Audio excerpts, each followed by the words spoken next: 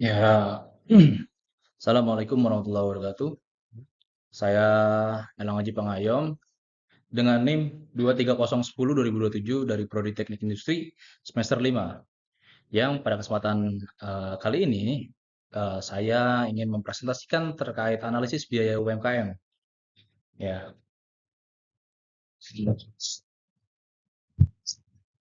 UMKM bubur ayam Pak Degito. Nah, ini berada di lokasi dekat rumah saya, yaitu di Pasar Bojongnangka, ya. Itu eh, setiap hari, hampir setiap hari saya ke sana membeli buburnya. Nah, pada kesempatan kali ini saya ingin eh, apa sih yang dibedah gitu maksudnya, analisis biaya produksinya dan HPP berdasarkan wawancara langsung dengan pelaku usahanya seperti itu.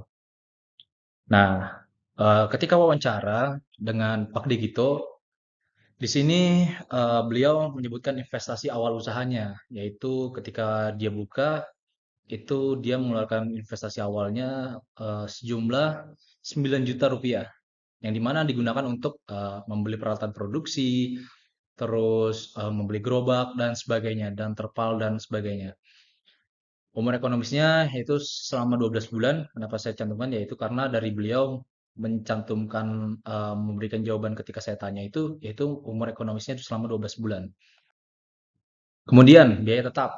Nah, di sini saya mencantumkan perihal penyusutan peralatannya, yang dimana 900.000 ini ya itu dikurang 10% dari biaya awal dan dibagi 12 bulan, sehingga 9 juta dikurang 900.000 dibagi 12 bulan sama dengan 675.000.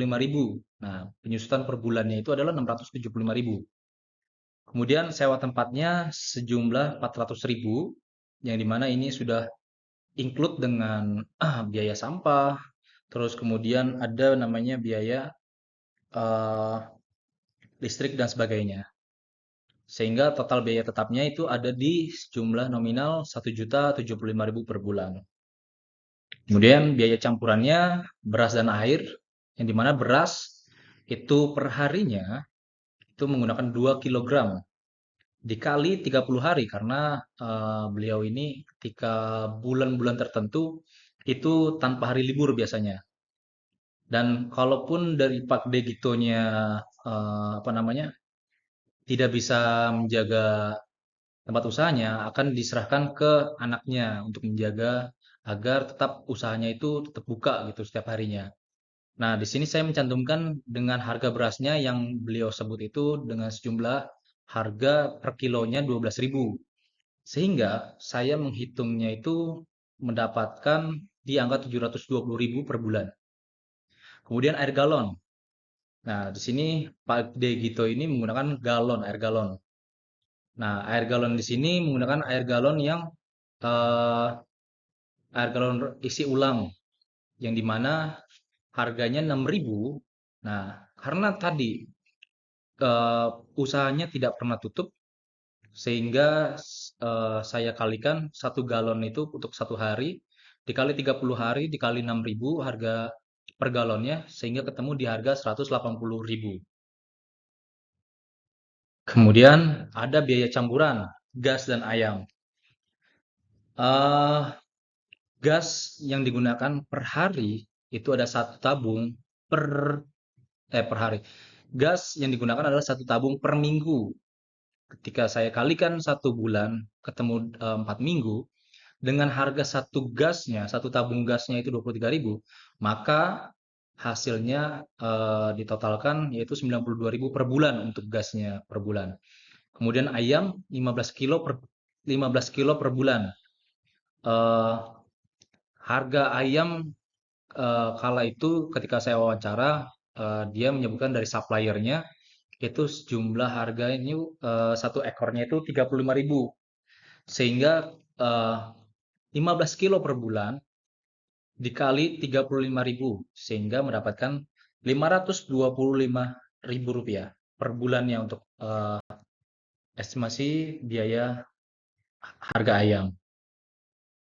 Tapi harga tersebut yang tadi dari harga ayam itu bisa berubah sewaktu-waktu karena tergantung dari harga ayam itu sendiri gitu. Karena kan beberapa bulan kadang-kadang harga sempat naik dan harga sempat turun juga. Jadi dia Pak Degito tersebut itu ngambil rata-ratanya dari beliau membeli dari suppliernya.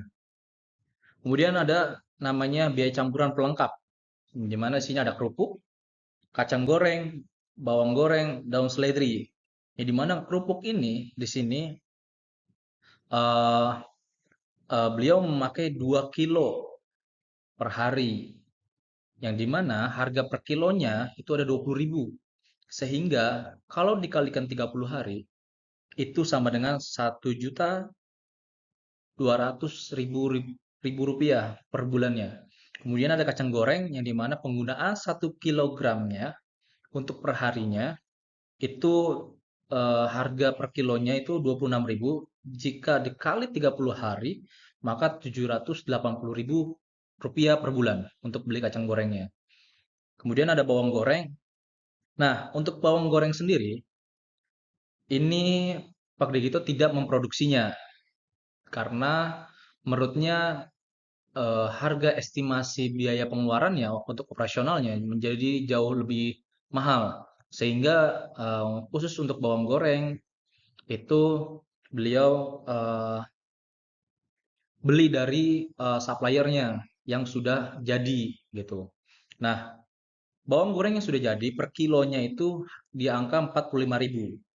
Jika digunakan eh, per bulannya itu sekitar 45.000 rupiah per bulannya. Nah, tapi untuk bawang goreng biasanya, eh menurut Pak Degito dari hasil wawancara saya, Pak Degito itu tidak terlalu banyak. Sebulan itu nggak mungkin habis katanya per kilonya bawang goreng yang beliau eh, beli gitu maksudnya. Sehingga bisa lebih dari maksudnya per bulan itu 1 kilo itu bisa lebih gitu penggunaannya. Kemudian daun seledri ini beliau per harinya itu 2 ikat. Beliau menyebutkan 2 ikat. Kalau di pasar itu beliau belinya iketan. Jadi per hari itu cukup beli 2 ikat, yang dimana per ikatnya itu 2.000 rupiah. Terus dikali 30 hari sehingga Anda mendapatkan harga di 120.000. Nah, ini saya salah membuat ininya PPT-nya jadi 180.000 ya. Kemudian biaya campuran, bumbu dan lain-lainnya. Bumbu dan lain-lainnya ini ada kecap manis, sambal, bumbu dapurnya, kemudian minyak gorengnya. Yang dimana kecap manis ini beliau untuk 1 bulannya itu 600, pakai pakai produk kemasannya itu yang 625 mililiter untuk sebulan. Sehingga eh, dari harga satu kemasan itu hanya 23.000 rupiah. Nah, kalau dikalkulasi per bulan itu maka didapatkan dengan harga ya 23.000 per bulan. Bahkan kecap manis ini menurut dari Pak Gede Gito itu bisa lebih penggunaan kecap manisnya, bisa sampai 2 bulan. Tapi tergantung dari penjualan setiap bulannya. Kalau seandainya melebihi target porsi yang sudah ditetapkan oleh Pak Gede Gito misalnya, itu biasanya lebih kurang, kurang dari sebulan udah habis. Tapi kalau seandainya sesuai target dan kalau misalnya kurang dari target, biasanya itu lebih gitu. Lebih dari sebulan penggunaan kecap manisnya.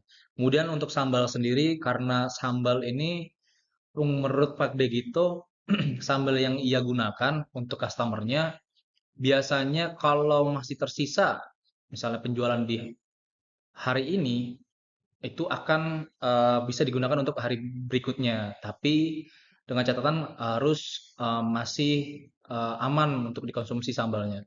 Nah, untuk sambal sendiri, di sini beliau hanya memberikan jawaban kepada saya, yaitu 20.000 per hari untuk beli kayak segala macam pembuatan sambalnya. Jikalau dikali 30 hari buka usahanya, maka itu ada 600.000 per bulan didapatkan total biayanya untuk operasional selama sebulan. Kemudian ada bumbu dapurnya. Bumbu dapur di sini eh, beliau tidak menjelaskan secara detail, mungkin karena ada bumbu-bumbu yang dirahasiakan untuk menjaga cita rasanya yang memiliki karakter sendiri gitu kan. Sehingga di sini hanya menyebutkan saja untuk bumbu dapurnya itu habis berapa per harinya. Beliau menyebutkan hanya mengeluarkan Rp10.000 per hari untuk beli bumbu dapurnya. Jikalau kalau saya kalikan 30 hari, maka didapati untuk bumbu dapur sendiri itu adalah pengeluarannya 300.000 per bulan. Kemudian minyak goreng. Nah, minyak goreng ini digunakan sama Pak Degito selama 1 bulan itu menggunakan 6 liter. Menurut beliau 6 liter pun kadang lebih bisa, maksudnya bisa lebih tergantung tadi target porsinya itu bisa lebih atau bisa sesuai dengan targetnya gitu.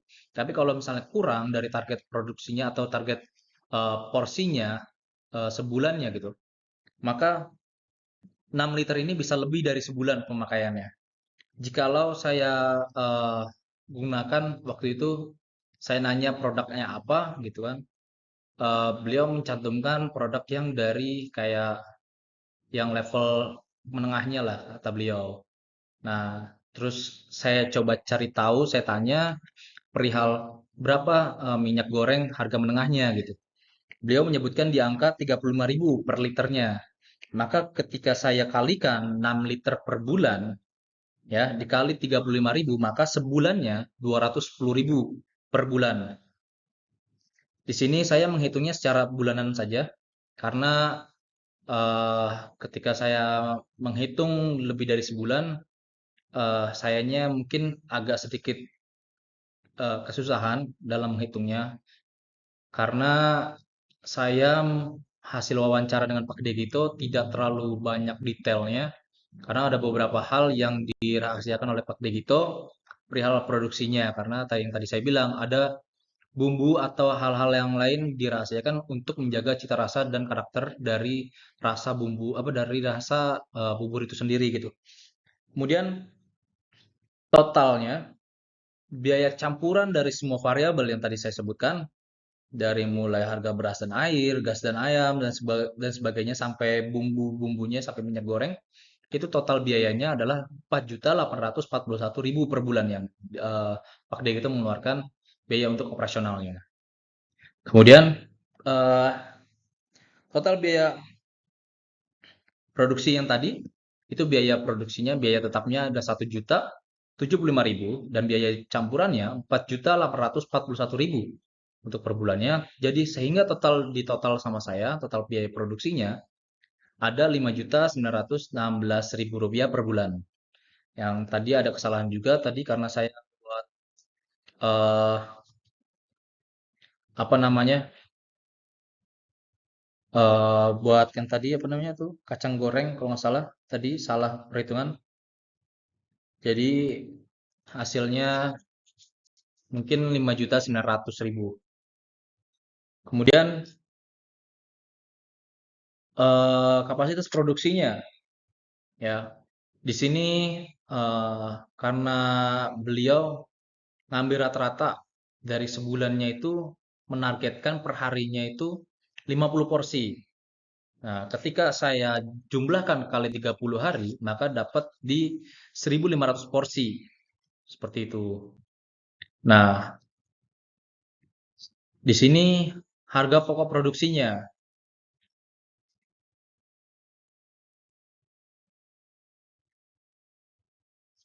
Harga pokok produksinya didapati HPP, yaitu harga pokok produksi sama dengan total biaya produksi dibagi total produksi.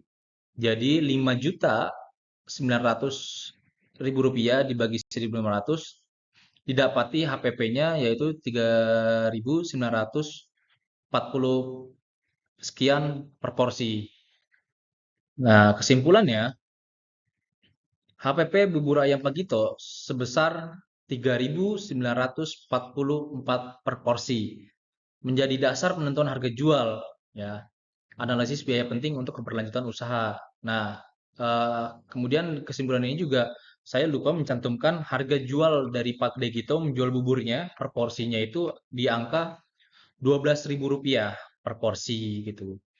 Itu dari saya terkait presentasi analisis biaya UMKM bubur ayam Pak Degito.